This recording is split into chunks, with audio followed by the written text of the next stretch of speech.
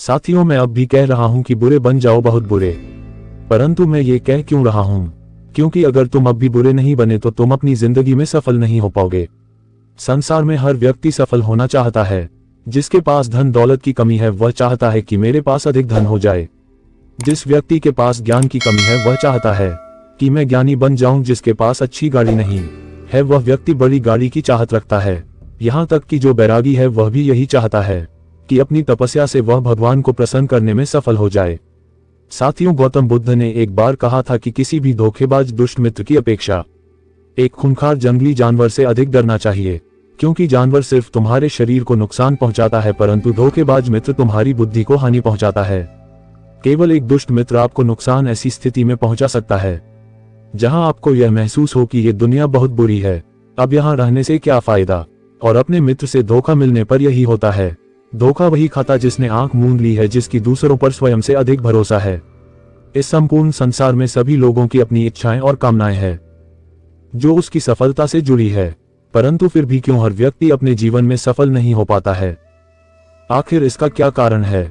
वह व्यक्ति सफलता के स्वप्न तो बहुत देखता है, लेकिन उस स्वप्न को सच करने की क्षमता बहुत ही कम लोगों में होती है। साथियों, जिंदगी में सफलता केवल उन्हीं को मिलती है जिनके पांव हमेशा धरातल पर रहते हैं।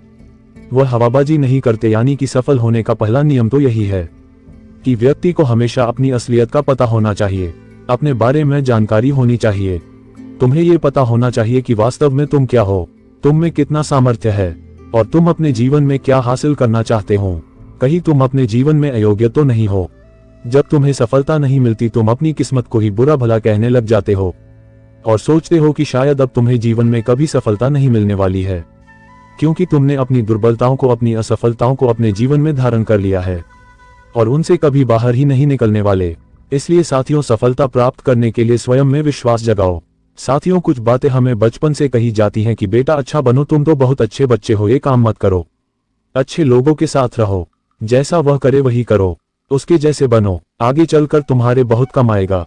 बुरे लोगों से दूर रहो, उसकी संगत में तुम बिगड़ जाओगे। आज मैं कुछ बातें जो आपको बोलने वाला हूँ शायद आपको अटपटा लगेगा कि मैं क्या बोल रहा हूँ, पर एकदम कड़वी सच्चाई है, क्योंकि तुम्हारे दिमाग में बैठा दिया जाता है सिर्फ अच्छा बनोगे तो नौकरी मिलेगी, तभी तुम पैसा कमा सकते हो। कभी भी मालिक बनने के लिए नहीं सिखाया जाता, सिर्फ नौकरी पाने के लिए हमें सिखाया जाता है। इसलिए तुम वहीं के वहीं रह जाते हो और सारी उम्र पैसा कमाने में लगे रहते हो, पर क्या तुम्हें उस जिंदगी से सुकून मिलता है? तकरीबन सभी यही बोलेंगे कि नहीं, हमने तो अपनी जिंदगी जी ही नहीं है, क्योंकि वही रूल्स और रेगुलेशन हमें आगे नहीं बढ़ने देते हैं। इसलिए मैं कहता हूं तुम बुरा बन जाओ। हाँ, तुम बुरा बनो। बुरा का मतलब यह नहीं कि तुम हर एक से लड़ाई झगड़ा करो, नहीं, लोगों की इसी सोच के लिए तुम बुरा बनो। आज हम सभी एक रिमोट कंट्रोल से चल रहे हैं, क्योंकि जो हमसे करवाया जा रहा है वही हम कर रहे हैं। वही करने की सीख हमें बचपन से मिली है। ये सभी बातें हमारे दिमाग में बैठा दी गई है। इसलिए साथियों, अपनी लाइफ में थोड़ा टेढ़ा बनो, सही को सही और गलत को गलत बोलना सीखो। लोगों को गलत बोलने से आप बुरे नहीं बन जाते हैं, बल्कि आप उनसे बेहतर हो, तभी लोग आपको बुरा बोलेंगे, क्योंकि वह लोग आपकी बराबरी नहीं कर सकते, इसलिए वह आपको बुरा बोलेंगे। जिंदगी में धोखा नहीं खाना चाहते तो बुरे बन जाओ।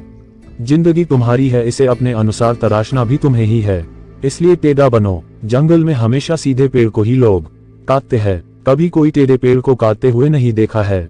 मैं मानता हूं कि झुकना सही है, लेकिन केवल अपनी शर्तों पर। ज्यादातर सांप जहरीले नहीं होते हैं, लेकिन सांप फन फैलाना और डसना कभी नहीं भूलता, क्योंकि उसे पता है कि उसका डर है, क्योंकि अगर सांप का डर नहीं होगा तो लोग ही सांप को मार डालेंगे। कहते हैं एक गांव में एक सांप था जिससे सब डरते थे। सांप कई लोगों का शिकार कर चुका था। एक दिन उस सांप ने एक बच्चे पर हमला कर दिया। तभी रास्ते से गुजर रहे एक साधु ने सांप को श्राप दिया और कहा कि अगर किसी को भी डसा तो तुम मर जाओगे। सांप ने बच्चे को डर के मारे छोड़ दिया। कुछ दिन बाद साधु उसी रास्ते से गुजर रहा था, तो साधु ने देखा कि सांप से बच्चे खेल रहे हैं और उसे पत्थर मार रहे हैं। सांप बेचारा खुद को बचाने के लिए इधर उधर भाग रहा था।